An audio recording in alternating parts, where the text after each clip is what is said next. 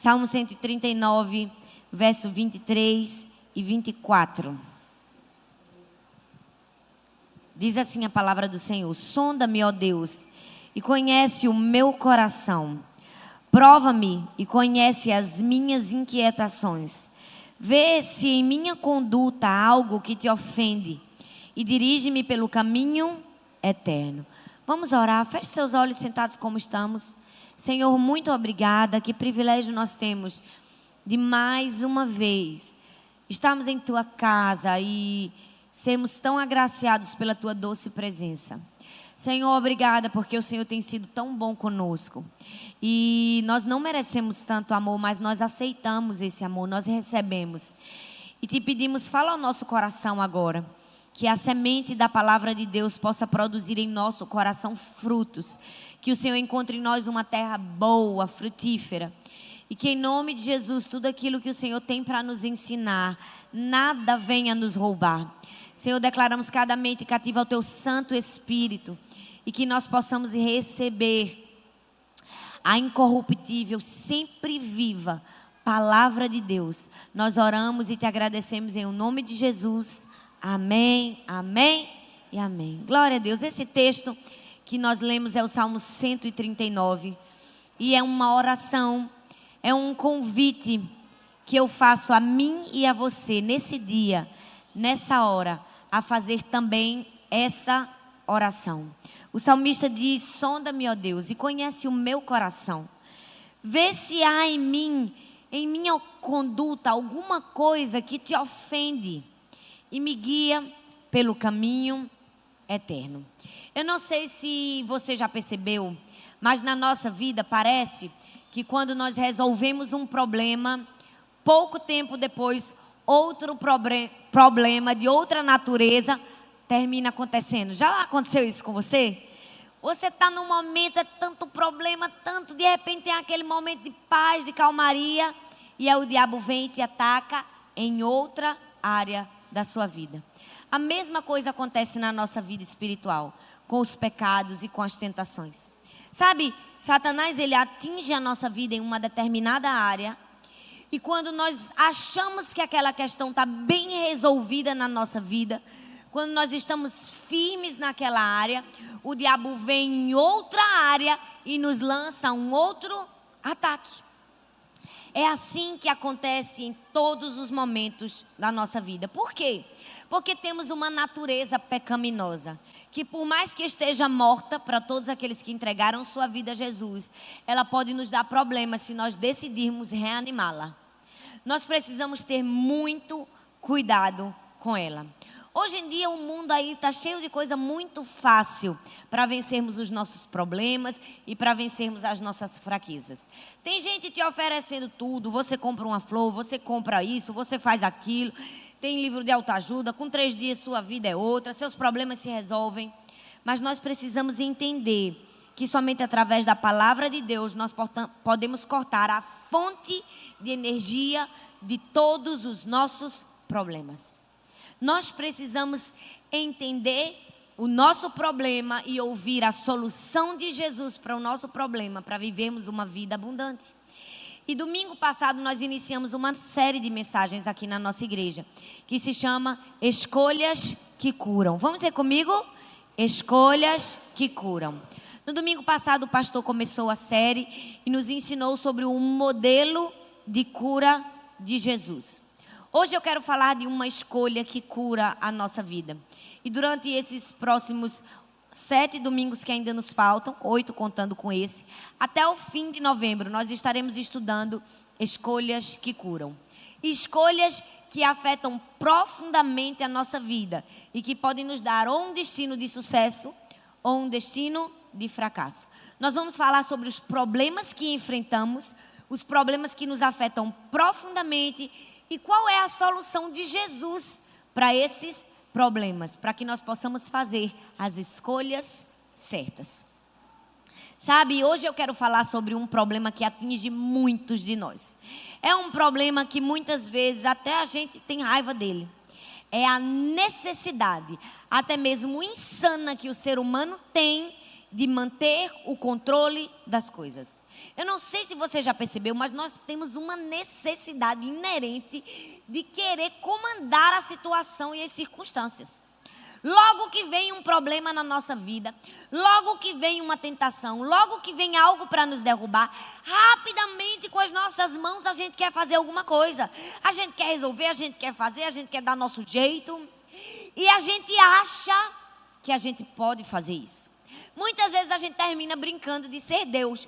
Porque antes mesmo de Deus entrar na situação, a gente já fez, já aconteceu, liga para fulano, vai resolver com ciclano, e vai ser assim, assado. E muitas vezes, por último, nós vamos consultar o Senhor Jesus. E sabe, por mais que possa até parecer bonito, né, a gente querer resolver as coisas, querer solucionar os problemas, a Bíblia tem um nome para isso. A Bíblia diz em Provérbios 16, 18, você pode anotar aí, e eu queria que você prestasse bastante atenção, nós vamos andar em muitos textos da Bíblia, para você não perder tempo. Diz assim: o orgulho vem antes da destruição e o espírito altivo antes da queda. O que nós precisamos fazer para resolver os problemas da nossa vida? O que precisamos fazer para resolver essa necessidade incontrolada de ter o controle sobre todas as coisas e sobre ter as circunstâncias em nossas mãos? É fazermos uma escolha. Fazermos a escolha da realidade. Diga comigo, eu preciso fazer a escolha da realidade. Essa é a primeira escolha. Hoje nós vamos falar sobre a escolha da realidade. Por que precisamos assumir a realidade para a nossa transformação? Como nós podemos fazer a escolha da realidade para termos a nossa vida transformada? Em primeiro lugar, nós precisamos admitir que precisamos de ajuda. Sabe, o primeiro passo na vida de qualquer ser humano para o crescimento é admitir que precisa de ajuda. É reconhecer, é estar num lugar de dependência. Eu e você precisamos dizer, eu preciso de ajuda. A Bíblia diz que Jesus chegou até os seus apóstolos, os seus discípulos, e disse uma palavrinha bem pequena. Ele disse, a carne é fraca. Presta atenção, quando Jesus fez a você, Ele nos fez de maneira ímpar, Ele nos fez de maneira singular. Ele disse o quê? É muito bom, é uma obra admirável. Eu fiz a minha imagem e a minha semelhança. Mas sabe, Jesus deixou uma advertência. Ele disse, você pode ser lindo, você pode ser precioso e pode ser maravilhoso, mas tenha muito cuidado, porque a sua carne é fraca. A sua carne é fraca. Porque muitas pessoas estão sendo derrotadas pelas fraquezas na sua vida. Primeiro, porque elas fingem que não existem essas fraquezas. Muitos fingem, eles escondem as fraquezas. Acham que está tudo bem, que elas não existem, que elas não estão ali. Outros se acham muito fortes e acham que são capazes de vencê-las naturalmente. Outros ainda não acham que as fraquezas que possuem são assim tão fortes. Ah, não, acho que elas não podem assim tanto contra mim. E são exatamente essas pessoas que acabam caindo e sendo destruídas. A Bíblia diz em Romanos 3:23, porque todos pecaram e carecem da glória de Deus. Eu pequei, você pecou, todos nós precisamos de Jesus. Todos nós estamos na posição de dependência. Não podemos fugir dessa realidade. A nossa natureza pecaminosa é algo que nos leva naturalmente, nos traz naturalmente a uma inclinação para o pecado. Eu não sei se você já percebeu, mas quando você não quer fazer alguma coisa, você acaba fazendo.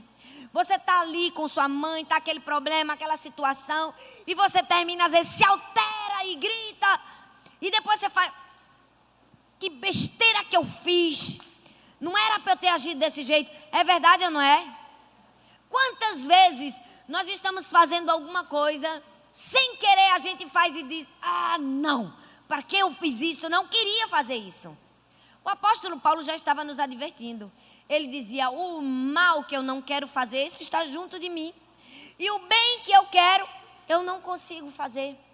Sabe por quê? Porque nós temos uma natureza que inclina para o pecado e para a destruição.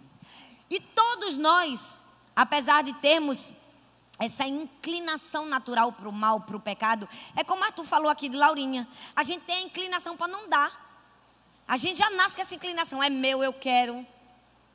Agora presta atenção, nós temos de maneira variadas. Alguns têm uma inclinação maior para pecados de prostituição, de promiscuidade, de fornicação, de sexo fora do casamento, de pornografia, adultério, pecados sexuais. Outras pessoas têm uma inclinação maior para pecados relacionais, inveja, fofoca, murmuração, dissensões, divisões, rebeliões. O fato é que todos nós temos uma inclinação para o mal. E nós não podemos fazer pouco caso dela. De jeito nenhum. Sabe, eu penso que uma pessoa que faz pouco caso do seu ponto fraco, ela tem a maturidade de uma cenourinha em miniatura. Já viu uma cenourinha em miniatura? Aquelas bem pequenininhas assim. Gente, a gente não pode brincar com o ponto fraco da gente. A gente não pode brincar com a nossa natureza pecaminosa, com a carne. Porque o próprio Jesus já disse, a nossa carne é fraca. Tem gente que,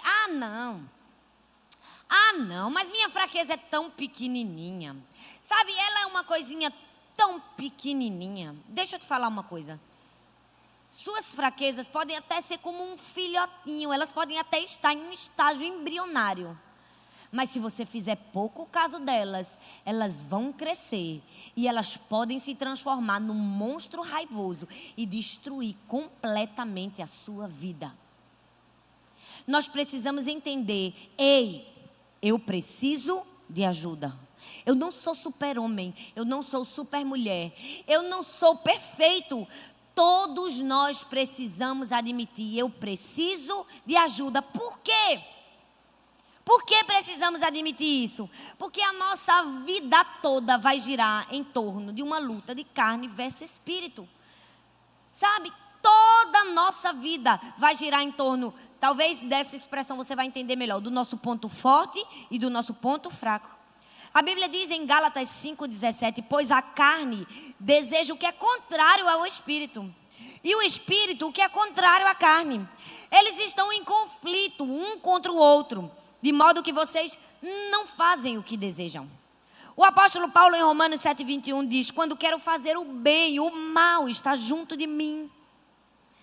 A vida inteira nós vamos viver essa luta. Olha bem para mim, tem gente que acha que pode pegar uma arma e dar um tiro no nosso ponto fraco. Aí era bom demais, gente. Se pudesse eu já tinha matado o meu, faz tempo. Mas essa não é a verdade. Nós vamos viver para o resto da nossa vida uma luta entre a carne e o espírito. Hoje você, quando acordou, viveu uma luta entre a carne e o espírito. A luta, se ou você ficava dormindo mais um pouco, ou se você levantava para ler a Bíblia e buscar o Senhor. É verdade ou não é? Ou é só o lençol só chama a mim? Não chama você não? Gente, você não é tentado não? Me ajuda aqui, fala aqui comigo. Amém? É verdade ou não é? Fala aqui comigo, me ajuda que eu já estou na terceira ministração do dia. Talvez quando você veio para a igreja, você enfrentou uma luta da carne e do espírito. Você estava ali dirigindo na boa. Veio aquele abençoado, deu uma cortada no seu carro. Qual era a sua vontade de dizer, tirasse a carteira na Paraíba, foi? É verdade ou não é? A carne dizia, aí o que é que você diz? Deixa eu te abençoar em nome de Jesus. Te amo, coração, ó. Vai para a igreja do amor. Por quê? Porque você deixou o seu espírito vencer. Todos os dias a gente está nessa guerra. É por isso que nós precisamos admitir que precisamos de ajuda. Porque o tempo todo as nossas fraquezas estão ali do nosso lado. E tem mais. Elas não só estão do nosso lado, não. Elas estão ali junto da gente e elas estão querendo crescer. Pensa numa coisinha que tem mania de grandeza, são as nossas fraquezas. Ela vai querer aparecer a todo custo, ela vai querer destruir suas forças, porque ela quer ganhar. E nós precisamos ter muito cuidado. A Bíblia diz: um pouco de fermento faz levedar toda a massa. 1 Coríntios 5, 6. Um pouquinho só de fermento faz toda a massa ficar fermentada. Olha bem para mim. Tudo que a gente não corta, cresce. Se você tem uma casa que tem um jardim, fica 2 anos sem cortar o seu jardim, vai virar o quê? Vai virar um matagal. Se você passa 10 anos sem cortar seu cabelo, como diz minha filha, vai virar o quê? Vai virar um fuá. Porque tudo que você não corta, cresce. Olha bem, se você não corta o pecado vai cortar você. Ele vai crescer na sua vida, ele vai ganhar força e depois vai ser muito tarde e você vai se arrepender de não ter dado importância a ele. Você precisa entender: ei, eu preciso de ajuda. Sabe por quê? O pecado e a nossa fraqueza, ela não somente quer crescer, ela quer nos unir às pessoas erradas. Ela trabalha, porque o diabo não deixa de trabalhar, Satanás não deixa de ser Satanás. Enquanto a gente está aqui, ele trabalha ali, ó, ao nosso derredor, querendo nos destruir. O diabo quer nos fazer levar a estar junto das pessoas erradas. A Bíblia fala no livro de Juízes de um rapaz chamado Sansão. Sansão tinha uma área fraca, vulnerável na vida dele. O que era? Mulher. A fraqueza de Sansão levou ele a se unir a uma mulher chamada Dalila, que ardilosa o seduziu e acabou por destruí-lo. Cuidado, para que a sua fraqueza, a sua vulnerabilidade, a sua debilidade não te faça unir às pessoas erradas e te leve à destruição. O nosso ponto fraco quer fazer isso. Ele sempre vai nos unir às pessoas erradas. Olha bem para mim, se sua vulnerabilidade é mulher, se você é aquela pessoa que não pode ver um rabo de saia, fica tranquilo. Essa sua fraqueza não vai te levar para uma mulher de Deus, não. Vai te levar para uma mulher carnal. Aquela consagrada crente que não vai deixar ninguém tocar no corpo dela. Não! Ele vai ser atraído para quem? Ele vai ser atraído para quem é carnal igual a ele. É por isso que nós precisamos entender que as nossas fraquezas podem nos fazer unir as pessoas erradas. E o diabo vai trabalhar para isso. A Bíblia diz: as más companhias corrompem os bons costumes. O diabo está trabalhando para te colocar no caminho das pessoas erradas. Eu não sei se você já percebeu, mas o fofoqueiro, ele só procura alguém de conversinha mole para fofocar. É verdade ou não é? Ah, não, o fofoqueiro não procura um íntegro de caráter, não. Ah, não, o fofoqueiro não procura aquele que vive em santidade, em temor ao Senhor, não. Não, ele procura outro fofoqueiro igual a ele. Porque é assim, o mal termina nos levando a nos juntar com o mal. O rebelde anda com quem? Anda com o rebelde. É assim, o diabo trabalha para isso. Para que a sua fraqueza seja atraída para a fraqueza de quem você não deve andar. E isso te provoque destruição. Mas não é só isso. Porque se fosse já era ruim, mas é pior. Além de te levar para as pessoas erradas, ele quer te afastar das pessoas certas. A Bíblia diz em Gênesis que quando Adão e Eva pecaram, qual foi a primeira decisão que eles tomaram? Eles se esconderam de Deus. Eles se esconderam da pessoa que eles mais deveriam estar perto nesse momento. Eles se esconderam da pessoa que poderia ajudá-los. Perceba, quando nós caímos, a nossa tendência é nos esconder, é nos afastar de quem mais pode nos ajudar. Porque quando pecamos por vergonha, nos afastamos dos amigos verdadeiros. Daqueles que podem dizer a verdade na cara da gente, mas ao mesmo tempo vão dizer: ei, eu estou aqui com a mão para te ajudar. O diabo trabalha para isso. Ele trabalha para quando você cair, você se une às pessoas que vão te levar à destruição e te afasta das pessoas que podem te ajudar. É por isso que você precisa, admitir: eu preciso de ajuda. Eu preciso de ajuda. A Bíblia diz que Adão tinha relacionamento com Deus todos os dias. Bastou ele cair uma vez para abandonar o Senhor Jesus, para abandonar Deus. Sabe, eu não sei se você percebeu, mas a pessoa que erra, que cai, que vive no pecado, ela tem uma falsa percepção da pessoa boa. A pessoa boa que quer ajudar, agora é a pessoa má. O amigo que chama para perdição, esse é legal, esse é bom, esse entende, esse compreende. Não, mas o líder que diz, não faz isso não. O discipulador que diz, esse é caminho de morte, sai daí. Não, esse agora já é o quê? É o santão. Isso aqui é ser Deus. Não, quem é ele para mandar na minha vida? Não é assim? O pecado nos leva a ter uma falsa percepção da pessoa boa, daquela pessoa que pode nos ajudar, que pode nos apoiar. Nós precisamos ter muito cuidado. É por isso que nós não podemos sair do lugar de dependência. Precisamos dizer, ei, eu sei, a carne é fraca. Eu sei, eu não sou forte. Eu sei, eu não sou super-herói. Não, então eu preciso todos os dias dizer, Deus, eu sei, eu preciso de ajuda. O que você precisa fazer para fazer a escolha da realidade? É dizer, é admitir. Eu preciso de ajuda. Provérbios 29 e 23 diz, o orgulho do homem o humilha, mas o de espírito humilde obtém honra. Quem tem um espírito humilde obtém honra. Talvez você chegou aqui e a vida inteira você tem convivido com esses problemas. Porque você está querendo controlar a sua vida. Você acha que você dá jeito nas suas fraquezas. Você sempre tem buscado brincar, ser Deus, ter o controle da situação. E talvez por causa disso você está cansado. Você já não aguenta mais. Deus trouxe você aqui para dizer, escolha o caminho de admitir que você precisa de ajuda. Aí talvez você está aí no seu lugar. Pastora, mas como assim? Não estou entendendo. Como é que eu admito que eu preciso de ajuda?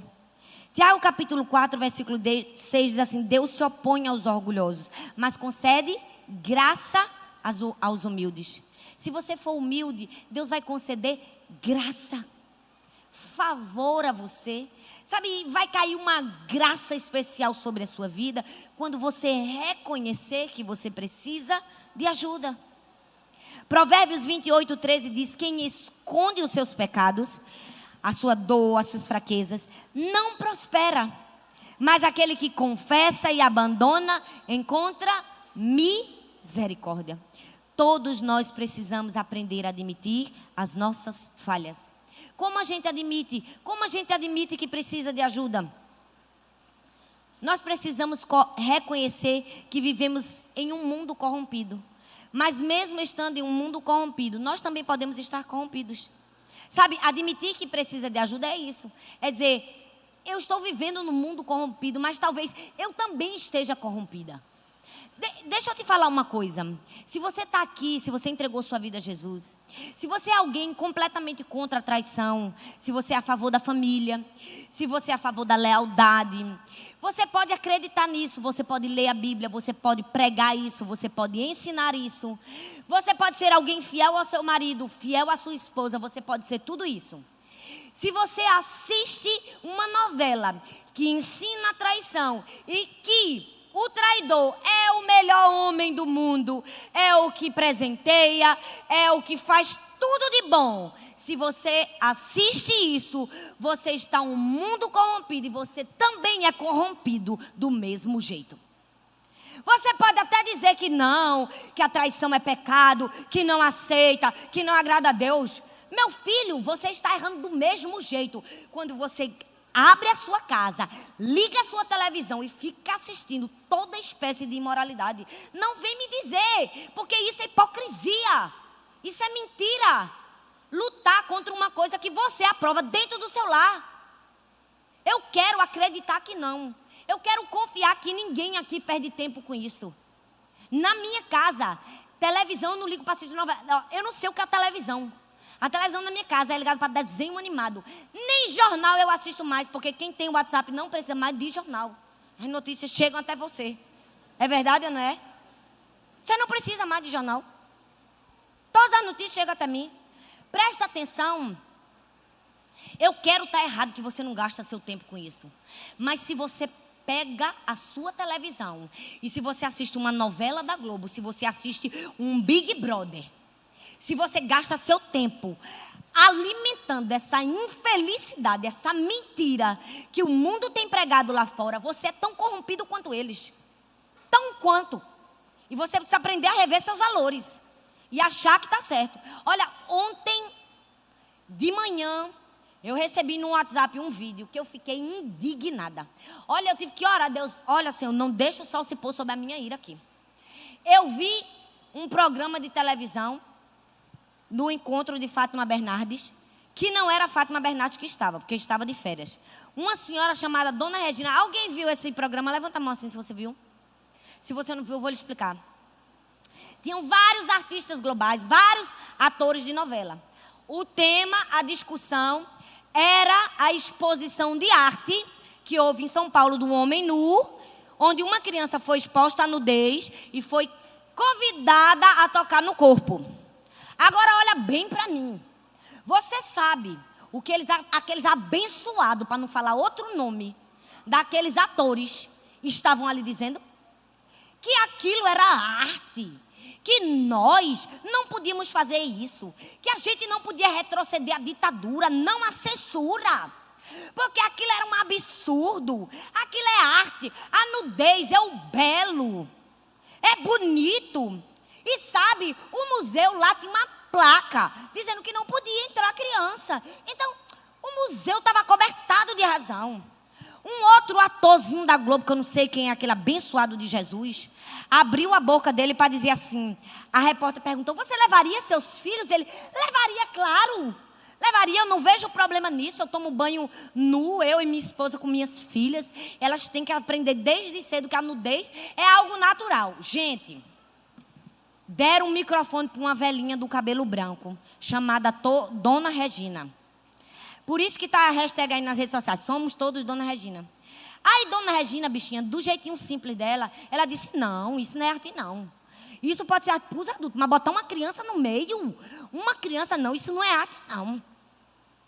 Isso tem outro nome, né? Que é pedofilia. Gente, vocês precisam ver a cara de endemoniada que a atriz da Globo ficou para a velhinha de cabelo branco. Ela fez uma cara de possessa de ódio. Porque a velhinha estava falando que o povo brasileiro pensa.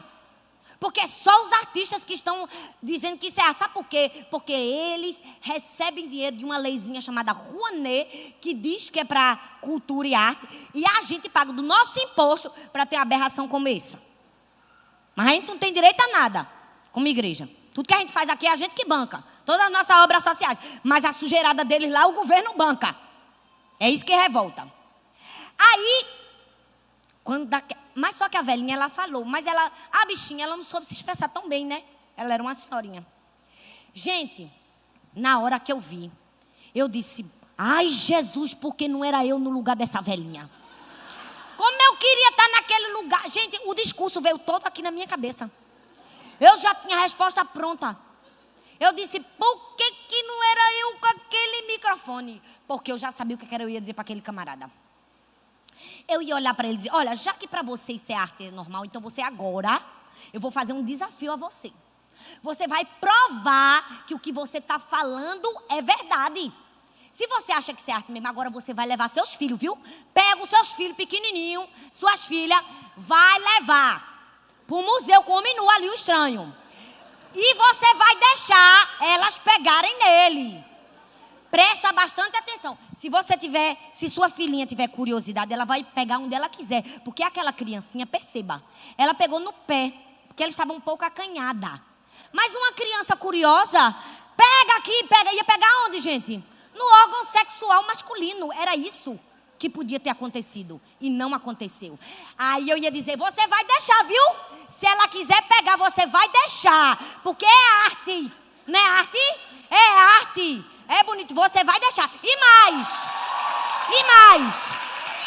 Você não só vai deixar, não.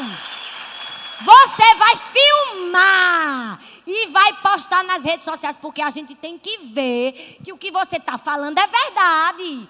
Que você acredita mesmo nessa arte.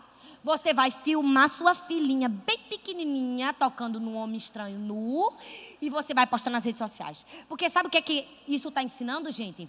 Você pega uma criança daquela e mostra um homem estranho que ela nunca viu nu e diz, pega nele.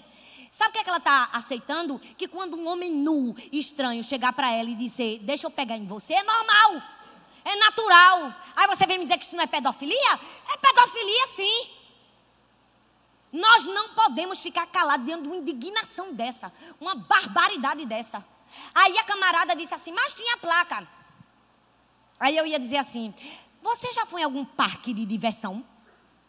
Porque se você for, você vai ver que tem alguns brinquedos que não são apropriados para criança. Quando tem um brinquedo que não é apropriado para criança, o que é que tem lá? Não pode criança com mais de 1,10 m. É verdade ou não é? Tem só a placa?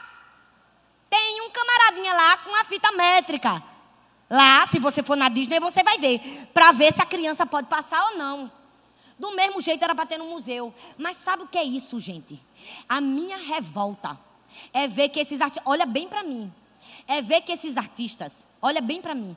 Poucas semanas atrás, um juiz deu um despacho autorizando uma psicóloga a atender no seu consultório qualquer pessoa que de livre e espontânea vontade desejar tratar a questão da homossexualidade. Em nenhum momento na lei, porque eu li a lei, fala de cura gay. Por que todo mundo falou de cura gay? Sensacionalismo. No outro dia, todas as redes sociais, todos os artistas que você pensa e imaginar no mundo já estavam com foto lá de lágrimas sangrando, bandeira, mais amor, esculhambando. Esculhambando, né? Agora veja, uma criança exposta a isso. Aquele Banco Santander que faz aquela aberração, porque eu só queria ter uma conta no Santander para fechar. Nessa hora eu desejei ser milionária. Eu acho que eu nunca desejei ser tão milionária. Eu disse, ô Jesus, eu só queria ter uma conta milionária no Santander para eu fechar e eles se sentirem bem muito. Mas presta atenção. Aconteceu isso tudo, né? Ainda teve uma prima falando com a minha família, eu digo, fecha. Quem tem, fecha. Não, a gente vai só reclamar. Eu digo, ó, mundo corrompido. Tá corrompido igual a ele, viu? Tá se vendendo. Presta atenção. Nenhum artista falou das crianças. Defendeu as crianças do nosso país. E não foi falta de conhecimento não, viu? Porque euzinha, essa aqui que vos fala, Thalita, essa Thalita, eu pessoalmente mandei mensagem para todos. Eu fiz o trabalho de escrever texto, eu fui para todos. Pensa aí no ator da Globo, eu mandei. Disse Pinheiro, papapá, fulano. Eu disse, vamos lá, você não é mãe? Movimente-se, você tem não sei quantos milhões de seguidores. Você não é influenciador? Você não influenciou?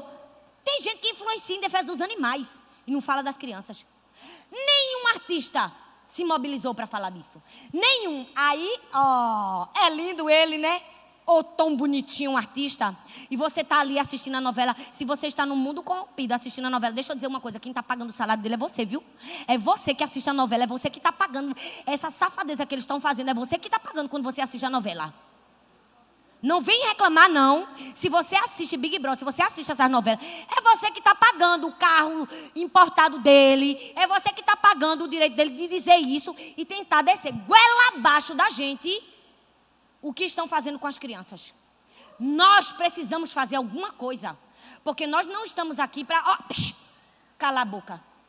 Nós somos sal, somos luz e precisamos fazer a diferença. Deus nos chamou para ser diferente.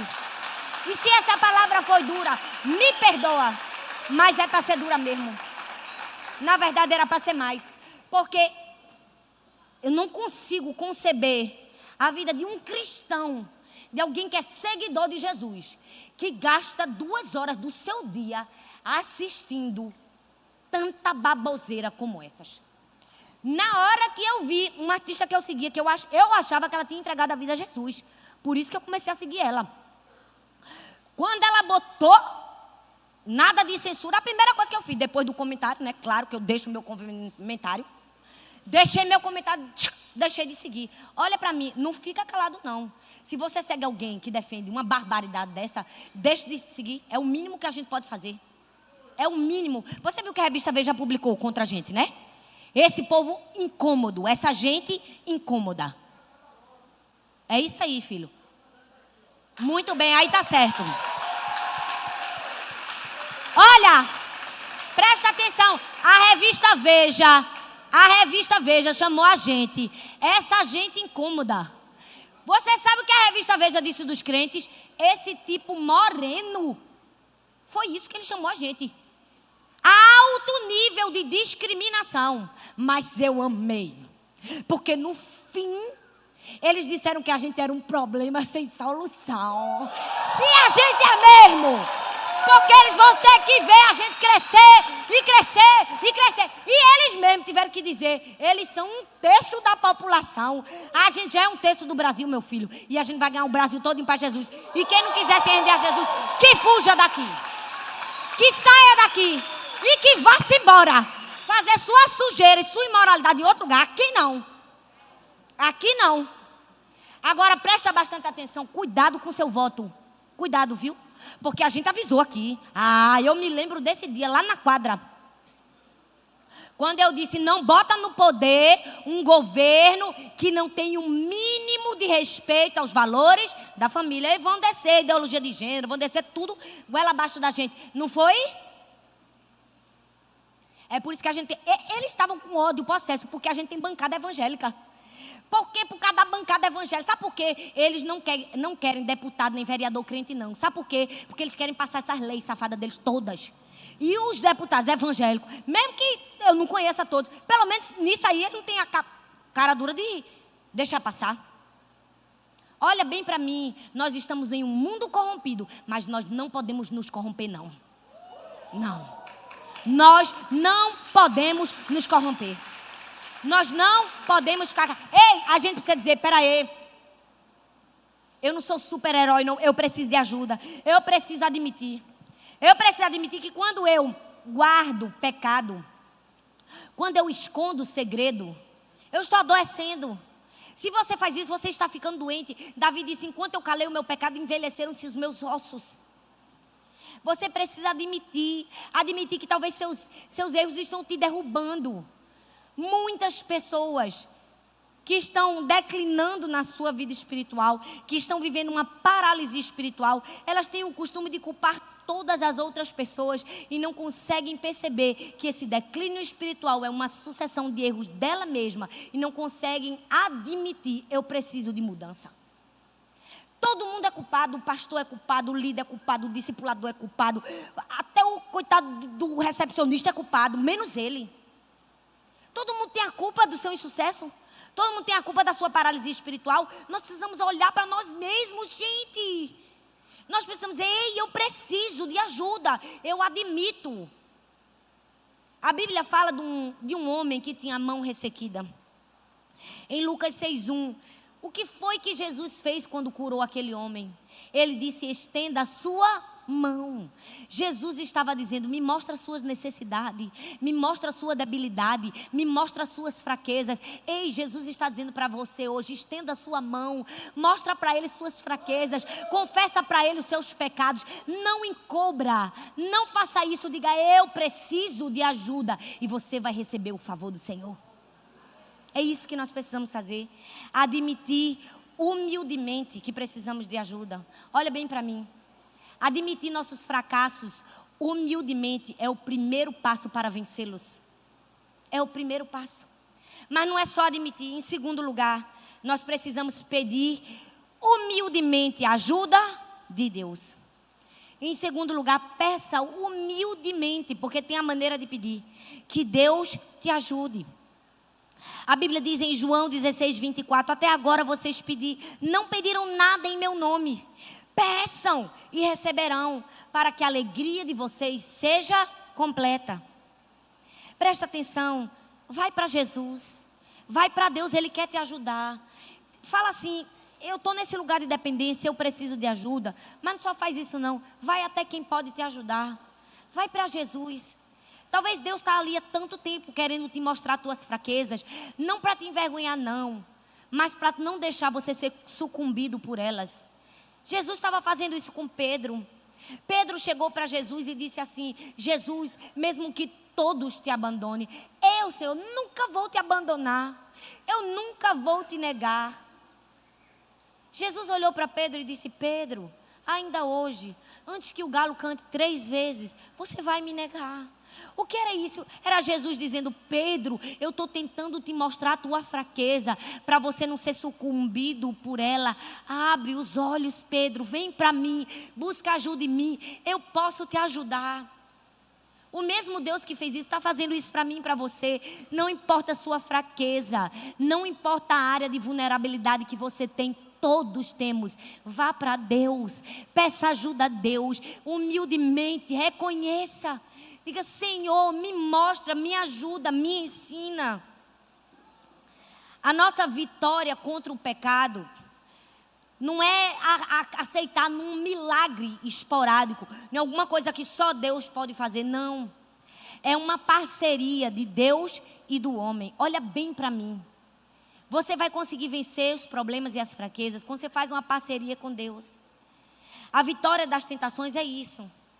A Bíblia diz, em Mateus 26, 41, diz assim: vigiai e orai. Fala comigo: vigiai e orai, para que não entreis em tentação. Preste atenção. Vigiar pressupõe a minha parte, o meu trabalho. Orar pressupõe que eu preciso colocar aquele problema sob as mãos de um poder maior, de Deus. Ou seja, pressupõe o trabalho de Deus. Vigiar é o meu trabalho. A oração é o trabalho de Deus. Vencer uma tentação é uma parceria minha e de Deus. É uma parceria sua e de Deus. Mas tem gente que quer a oração do milagre para resolver, matar, pô, e nunca mais ver a natureza pecaminosa. Não. É um trabalho, a gente precisa ir a Deus humildemente e pedir ajuda. Olha bem para mim. O que é que você é impotente? Qual é a área que você é impotente, que você não consegue mudar na sua vida e que há anos te perturba? Ei, Deus pode. Aquilo que você não pode, Deus pode fazer. Aquilo que você não faz, Deus faz. A Bíblia diz que havia uma mulher que há 12 anos sofria de uma hemorragia. Ela já tinha gastado dinheiro com todos os médicos e com todas as pessoas, e nada havia resolvido. Mas quando ela foi a Jesus, humildemente, e pediu ajuda, ela recebeu cura instantânea. Olha bem para mim, vai para Jesus, vai para Ele, humildemente diz: Senhor, minha fraqueza é essa. Senhor, há tanto tempo que eu não consigo perdoar fulano, cicrano que me fez mal, eu ando com essa mágoa aqui no meu coração. Senhor, minha fraqueza é... Vai para o Senhor, peça ajuda a Ele, humildemente. A Bíblia diz que Jesus olhou para aquela mulher. Jesus olha para mim, para você e diz assim: eu sou a ressurreição e a vida. Ainda que você esteja morto, eu posso fazer voltar a vida. Talvez você diz: mãe, meu problema é muito difícil, pastora. Se eu confessar aqui minha debilidade e minha vulnerabilidade, a senhora não vai, ninguém pode saber, porque é terrível. Ei, se Deus tem controle sobre a morte, Ele não tem controle sobre um problema. Deus pode, o que eu não posso, Deus pode. O que você não pode, Deus pode. Vai para Ele. Pede ajuda a Ele. Mas não adianta fazer só isso. Porque tem gente que reconhece a fraqueza, reconhece que tem debilidade e reconhece. Tem gente que admite, eu preciso de ajuda, admite. Tem gente que vai para Jesus, vai. Tem gente que chora, que clama. Deus me ajuda, faz tudo isso. Mas sabe qual é o terceiro passo? Depois de admitir e de clamar, é aceitar ajuda. Fala comigo: aceitar. Aceitar ajuda.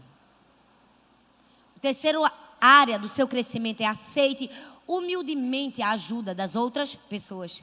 Gálatas 6, do verso 1 ao 2 diz assim: irmãos, se alguém for surpreendido em algum pecado, vocês que são espirituais deverão restaurá-lo com mansidão. Cuide-se, porém, para que cada um também não seja tentado. Levem os fardos pesados uns dos outros. Levem os fardos pesados uns dos outros. Presta atenção. Tem muito crente que admite que precisa de ajuda. Tem muito crente que vai até Deus. Mas aí quando clama e pede ajuda a Deus, Deus manda alguém para ajudar ele. Estava brincando, Jesus. Precisa mais não. Quando Deus manda um discipulador e um líder para dizer assim, você está errado, vamos por esse caminho. Ah, não, você só quer ser o santo, você quer ser só o melhor. É o santarrão, cadê o amor, igreja do amor? É verdade ou não é? Na hora de dizer, eu preciso de ajuda, me ajuda Deus. Aí Deus vai lá e manda uma pessoa para ajudar. Quero mais não. É isso que a gente está fazendo. A gente pede ajuda a Deus, a gente admite que está errado. Aí quando Deus manda ajuda, a gente diz, estava brincando, Jesus. Ei, se a gente quer crescimento, a gente precisa aceitar humildemente a ajuda das outras pessoas. A Bíblia diz que nós devemos levar os cargos uns dos outros. A Bíblia diz em Eclesiastes que é melhor serem 2 do que 1, porque se um cair, o outro levanta. Olha só que privilégio nós temos. Se é melhor serem 2 do que 1, é melhor serem 2 do que 1. Imagina nós que somos mais de 3.000.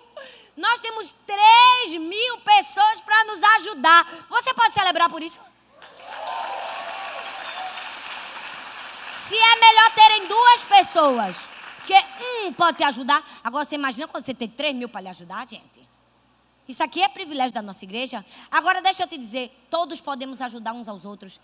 Todos precisamos uns dos outros.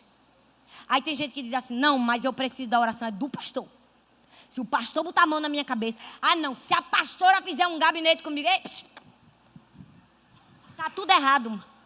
Se você pensa assim, está tudo errado. Todos podem te ajudar. Esse irmão que está sentado aí do seu lado, ele pode te ajudar. Ele foi feito para isso. Deixa eu falar uma coisa. Esses irmãozinhos que estão com um chapéuzinho laranja aí na ponta, tá vendo? Ali, ó. Eles são os guardiões do templo. Jesus colocou ele aí para te ajudar. Ó, esses recepcionistas que estão em pé, foi também o Senhor que colocou ele aí para te ajudar. Para te ajudar o quê? Para te ajudar a não conversar no culto. Porque se você conversar, ele vai chegar junto de você. E ele vai dizer, meu amadinho, não conversa não. Esse irmãozinho aí, ele pode te ajudar. Como eu posso te ajudar. Do mesmo nível. De maneiras diferentes. Todos podemos ajudar uns aos outros e juntos somos melhores. O cordão de 3 dobras não se rompe com facilidade. Nós precisamos ter essa consciência. Nós precisamos uns dos outros. E é um privilégio precisar uns dos outros. Olha bem para mim, seu discipulador não é melhor que você não. Ele nem é mais santo que você, nem mais inteligente que você, nem mais preparado que você. Ele só é uma pessoa que está disposta a dar a mão a você. Somente. Somente. Agora a pessoa não quer ser ajudada porque a pessoa acha que está numa posição de inferioridade. Não quero ser ajudada porque eu não sou menor que ninguém. Você já foi mais humilde. Né? Todo mundo precisa de ajuda, gente. Eu estou aqui, eu sou a primeira, viu? Eu sou a primeira. Eu tenho várias áreas na minha vida que precisam de mudança. Eu sou a primeira a dizer, ei Jesus, eu estou na dependência, viu? Me ajuda. Fica aqui do meu lado, eu sou a primeira. Eu sou a primeira. Se você acha que todo mundo precisa de ajuda, menos você, cuidado. Pelo amor de Deus, cuidado, que isso é mentira do diabo. Por favor, cuidado. Não caia nessa. Nós precisamos uns dos outros. A Bíblia diz que o ferro com ferro se afia. A gente precisa dos irmãos, dos amigos. O irmão aí que está do seu lado pode te ajudar numa coisa que eu não posso te ajudar. Seu líder de célula pode te ajudar em outra. Ele pode errar com você? Pode. Seu discipulador pode errar com você? Pode. Eu não vou fazer discipulado não. Vai que Deus o livre. Numa hora de uma raiva, meu discipulador diz alguma coisa que eu penso. Diz uma coisa que eu fiz. Ora, se for assim, meu filho, ninguém vai ser discipulado. Eu sou a primeira a não ser. Já pensou eu, líder de uma igreja? Eita, eu sou a pastora, 3.000 pessoas. Se eu pensar assim, já pensou se minha discipuladora resolve?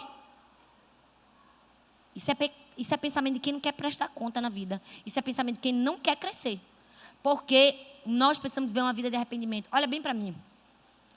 Arrependimento não é para quando somente a gente entrega a vida a Jesus e diz, Senhor, eu me arrependo de todo o meu passado errado e agora eu quero viver uma vida nova. Não, arrependimento na vida do cristão é todos os dias. Todos os dias antes de dormir, quando a gente vai deitar o travesseiro, a cabeça no travesseiro, a gente precisa dizer, tá ali, tá? O que foi que você fez hoje? Vamos lá. Perdeu a paciência com Sara, não foi? Vamos melhorar isso aí. Arrependimento na vida do cristão é isso, é todo dia. Ei, a gente não se arrepende quando vem aqui na frente só não, viu? Todos os dias nós precisamos nos arrepender. Todos os dias. É vida de arrependimento, é estilo de vida. Quem vive uma vida de arrependimento, vive uma vida de crescimento. Eita, ficou até bonito essa agora. Saiu assim. Quem vive uma... Vou dizer de novo. Foi bonito, não foi? Quem vive uma vida de arrependimento, vive uma vida de crescimento. Sabe por quê? Porque quando a gente se arrepende, a gente está reconhecendo, ei, preciso de ajuda, Jesus, vem cá, vai mudando. E aí a gente vai crescendo. Vai. Porque aqueles erros que a gente caía, a gente não cai mais não. Ó, a gente vai andando, ó, para frente, ó. A gente vai andando. Quando a gente vê, eita, tem coisa que nem mexe mais com a gente. Tem hora que até eu me assusto comigo. Eu sei, rapaz, estou progredindo. Glória a Deus, olha para aí como eu... Jesus, a Thalita de antigamente não ia fazer isso não. Por quê? Porque nós precisamos entender que nós precisamos uns dos outros. Eu li uma frase num livro, que eu não vou dizer o nome do autor não, que é alemão, e eu não vou passar essa vergonha na frente de vocês. Mas é um livro que vale a pena você ler, chama Enraizado. E o autor disse uma coisa muito forte, que eu vou ler para você. Disse assim, Deus não passa em cima do discipulado, só porque nós não queremos estar em um. Deus não passa por cima de um discipulado, só porque nós não queremos estar em um. Eu aconselho você. Nós precisamos uns dos outros. Olha, você mulher, você precisa do seu marido. Marido, reconhece que você precisa da sua mulher. Principalmente para cuidar da sua vida em todas as áreas. Né? Filho, reconheça que você precisa dos seus pais. Reconheça que você precisa do professor. Se nós reconhecemos que precisamos uns dos outros, nós vamos viver uma vida de crescimento. A gente precisa admitir que precisa de ajuda. A gente precisa buscar a Deus humildemente ajuda. E a gente precisa aceitar a ajuda que Deus manda através das outras pessoas. E por fim, a gente não pode desistir do processo de transformação pessoal. A Bíblia diz em Filipenses 1, 6, aquele que começou a boa obra em vós é fiel para completá-la até o fim. Não desista. Não desista do processo de transformação de Deus na sua vida. Deixa eu te falar uma coisa, no processo de transformação da nossa vida, pode haver quedas. Você vai trabalhar, você vai fazer de tudo para não cair, mas pode acontecer. Se você está deixando de fumar, pode ser que uma hora você caia. Faça de tudo para você não cair, mas se você cair, levanta de novo, volta para a guerra e diz, voltei fortalecido. Se você cair, levanta de novo, volta para a guerra e diz, voltei fortalecido. Não desista, persevere pela sua transformação pessoal. Não abra mão. Tem gente que está na vida com Deus, cai uma vez, desiste de Jesus, sai da igreja e perde de receber tudo que Deus tinha para ela. Não desista. Deus está vendo seu esforço. Deus está vendo seu empenho. Deus está vendo sua força de vontade. Deus está vendo sua dedicação. Não desista. Persevere. Vá até o fim. Deus não se agrada daquele que retrocede. Ontem eu estava conversando com o Arthur. Isso. Eu estava brincando com ele. Porque eu estava com fome. E para quem não sabe, nós estamos num jejum de 10 dias de líquido.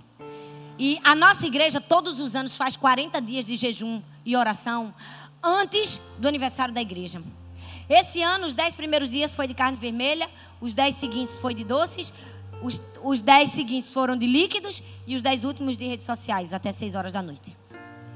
Aí, quando o pastor lançou aqui o projeto, todo mundo, eu vou, glória a Deus, eita, que eu vou fazer 10 dias de jejum e oração de líquido. Agora eu vou mostrar para minha família que eu sou crente de verdade.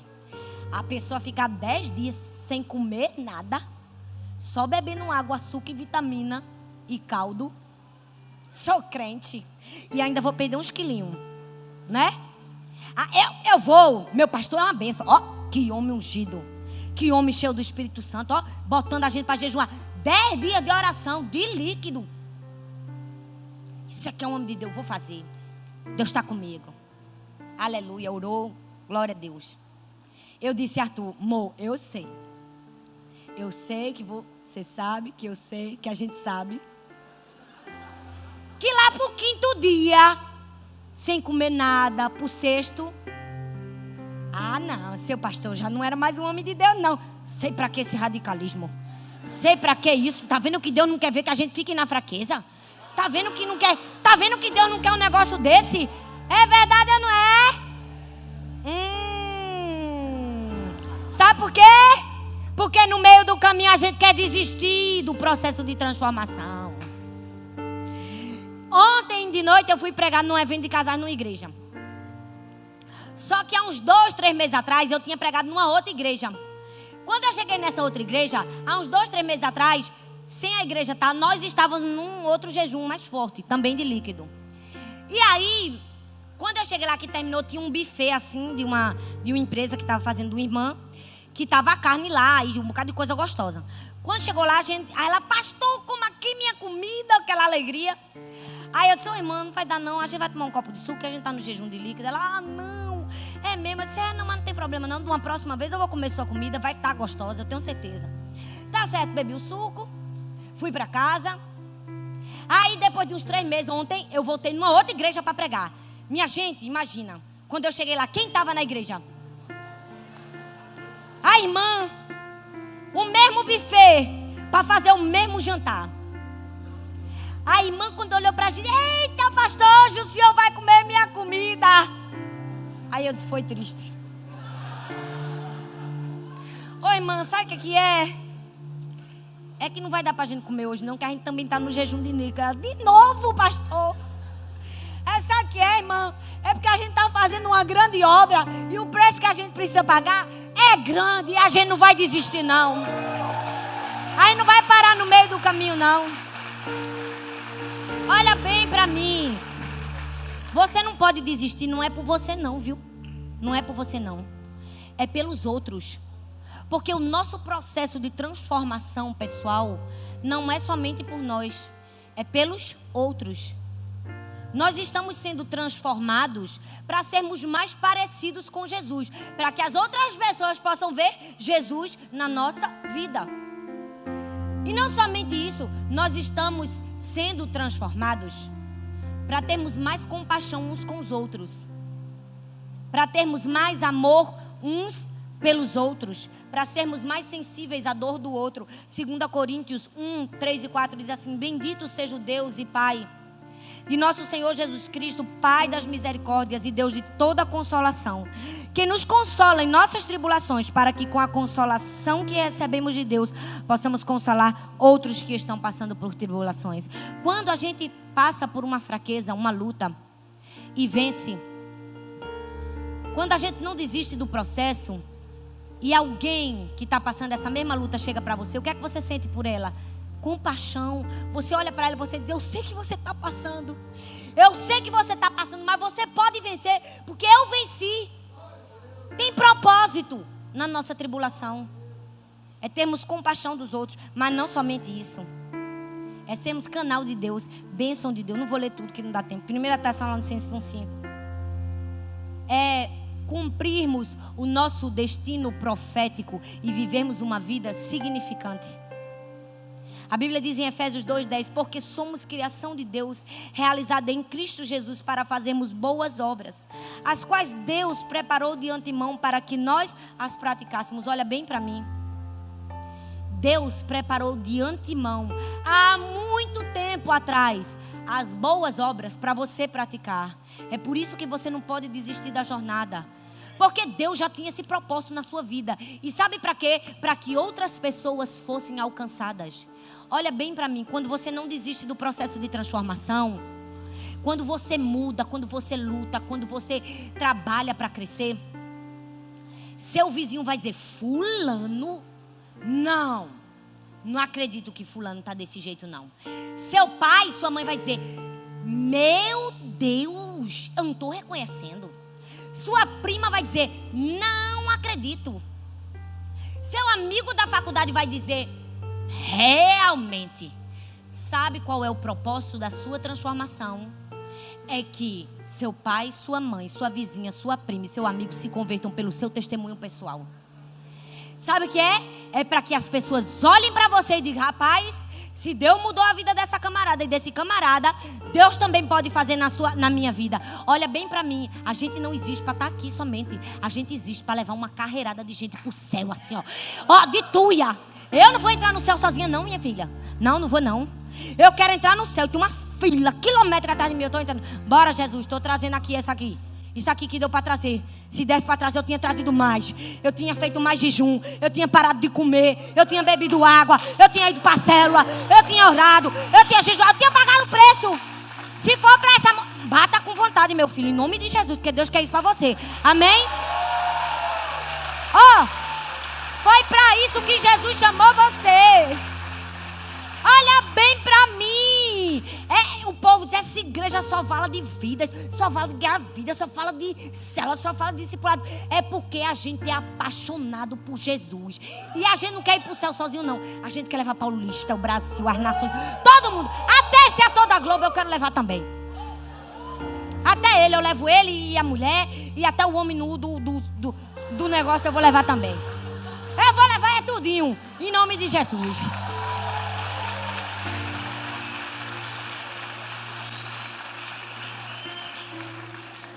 Foi só uma pausa para você bater palma e eu beber água. Olha só, se você não desistir, tem uma recompensa eterna para você. Tem, a Bíblia diz em Apocalipse 3:21, ao vencedor darei o direito de sentar-me comigo no meu trono, assim como eu também venci e sentei-me com meu Pai em seu trono. Quando a gente não desiste do nosso processo de transformação pessoal, a gente tem a eternidade garantida com Cristo. Mas a gente não só tem isso não. A gente tem uma vida de paz aqui na terra. Porque uma pessoa que vive no pecado, ela não tem paz. Ela pode ter tudo, mas uma coisa que ela não tem é paz. A gente tem uma vida de paz. Pode estar um aperto. Meu salário pode estar atrasado, não pode ter roupa, pode faltar qualquer coisa. Se tem Jesus, tem tudo. Não tem falta de nada. Tem paz, tem alegria. Tem saúde, tem salvação. Olha bem para mim. Se você não desistir, tem uma eternidade para você. Tem uma vida de paz aqui na terra. E tem um testemunho para muitos. A Bíblia diz que quando Davi matou Golias, toda a nação de Israel disse, Deus pode. Quando você matar os gigantes da sua vida, todas as pessoas que estão ao seu redor vão dizer, Deus pode. Todas as pessoas vão dizer, Deus faz. Não desista. E por fim, para você que chegou aqui e aprendeu que precisa admitir que precisa de ajuda, precisa buscar em Deus, precisa aceitar a ajuda. E por fim, esqueci, não desista do seu processo de transformação pessoal.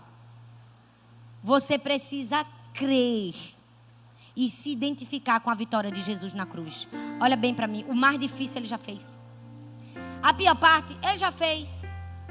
A Bíblia diz que Deus, por amor a mim e a você, tanto amou o mundo que deu o seu único filho, para que todo aquele que nele crê não pereça, mas tenha a vida eterna. Deus enviou o seu filho Jesus na cruz. E se você crer e receber a salvação que vem por intermédio desse sacrifício, você só precisa levantar a sua mão e dizer, eu admito que preciso de ajuda. Eu preciso de Jesus.